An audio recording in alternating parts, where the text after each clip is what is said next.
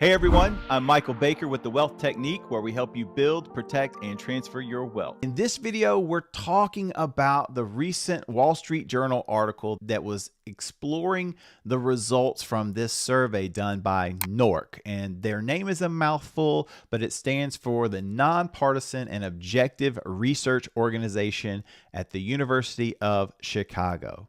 Now, if you've been paying attention, a lot of people feel very uneasy and pessimistic about the current state of the economy.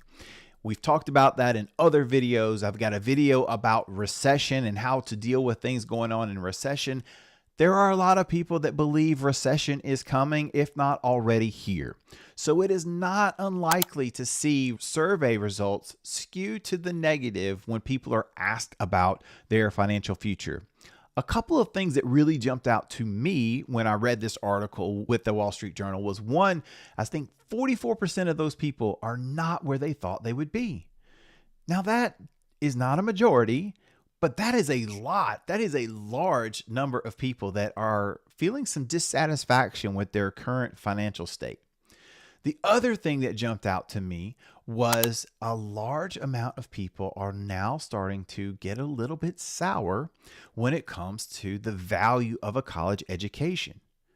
If you are like me, you could probably go back and hear people saying, you got to go to college so you can get a degree, so you can get a job.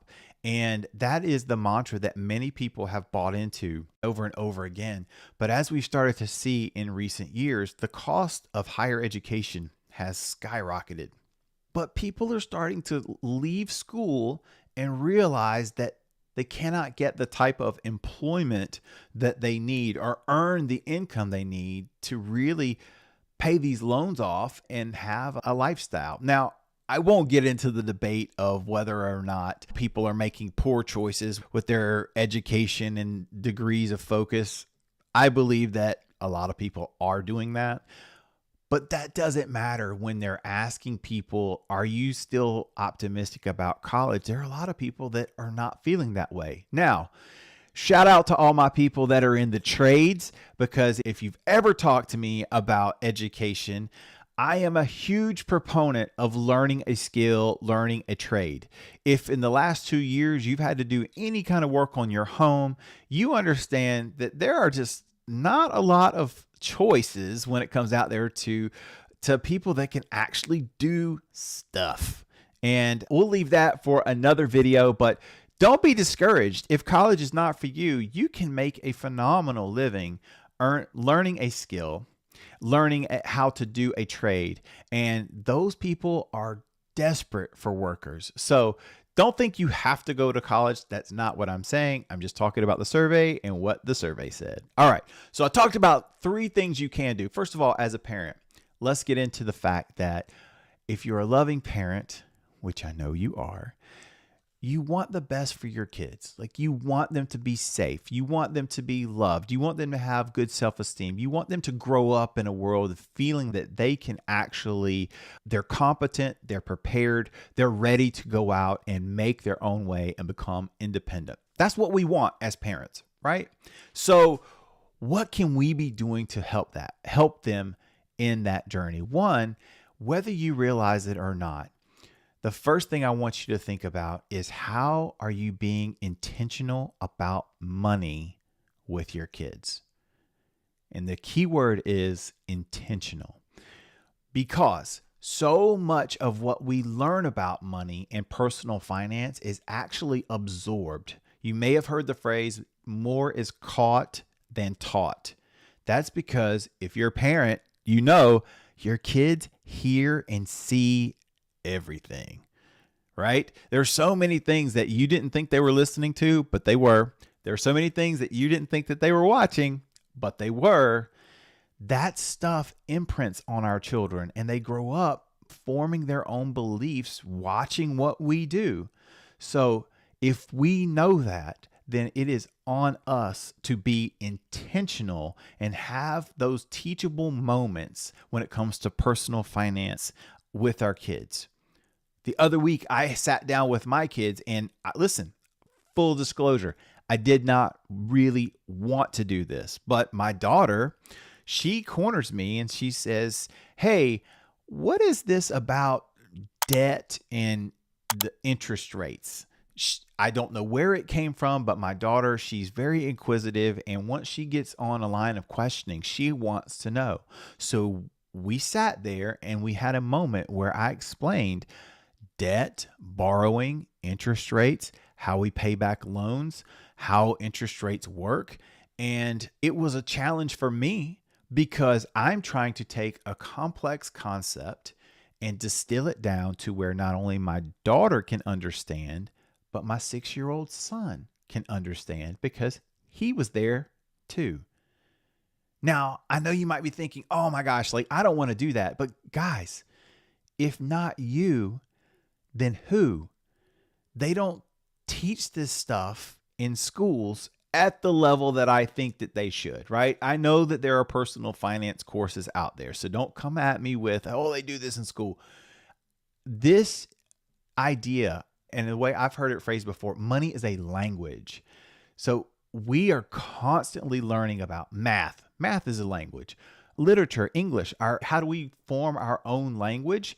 Money is a language. And so my first thing to you, how are you being intentional in teaching and having those teachable moments with your kids when it comes to money and personal finance? Number 2, your values. Every family is different. We all come from different backgrounds. We have different beliefs. We have different worldviews.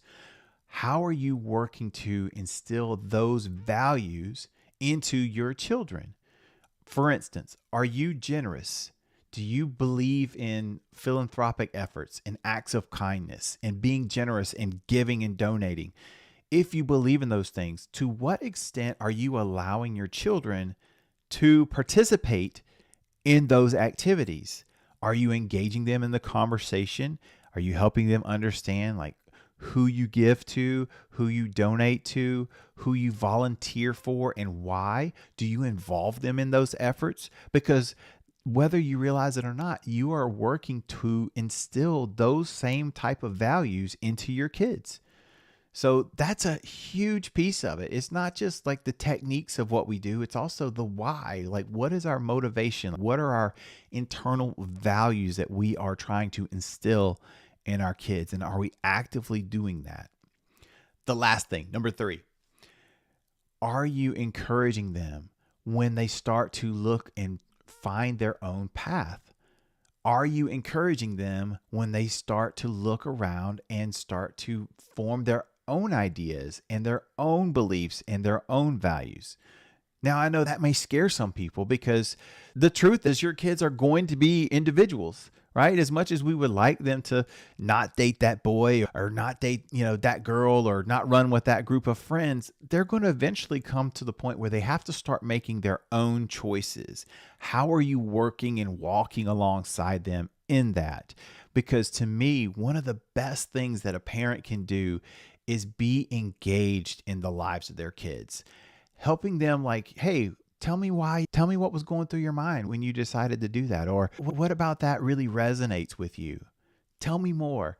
Helping them talk things out, because when we're working through stuff, we think through things. And a lot of times you can learn a lot about how your kids are processing and thinking about the world by what they tell you.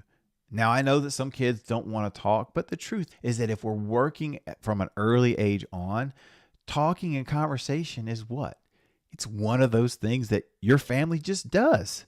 So it's going against the norm to not have conversations if that's something that you've always done and have been intentional about. So those are the 3 things. Number 1, are you having those teachable financial moments with your kids? Find a YouTube channel. Hey, this is a money YouTube channel, but find a YouTube channel. Find things that you can relate to them or help them that can start with those conversations and teachable moments. Number 2, your family values. Are you also being intentional in talking about your family values, your faith, why you believe what you believe, why you are philanthropic, why you are generous, why you believe in acts of kindness? Any of these things that resonate with you, are you being intentional about that. And then number 3, as your kids start to discover their own path, how are you encouraging them and how are you continuing to walk alongside them? We know as parents, we cannot control everything in the future. We cannot control the economy. We cannot control who gets elected president or not. We can't control geopolitical events. All we can do is focus on here and now and focus on the things that we can be intentional about to best prepare our kids for whatever the future may throw at them. Hopefully this makes sense, and I'm so excited to share this with you because I believe this is such an important thing that is glossed over in the world of personal finance. So I wanted to share that with you because so many people read that Wall Street Journal article, and it plays right into this negativity cycle that we get into when things are not necessarily as exciting and rosy as we would like them to be. Now, before you go, I would love to hear, what are you doing? How are you being intentional with your kids? What are some things that you do? What are some of the conversations that you're having with your kids about money, about values, about the economy, anything? Drop those in the comments. I would love to hear from you. And if you don't mind, give us a subscribe to the channel and check out the next video. We'll talk to you soon.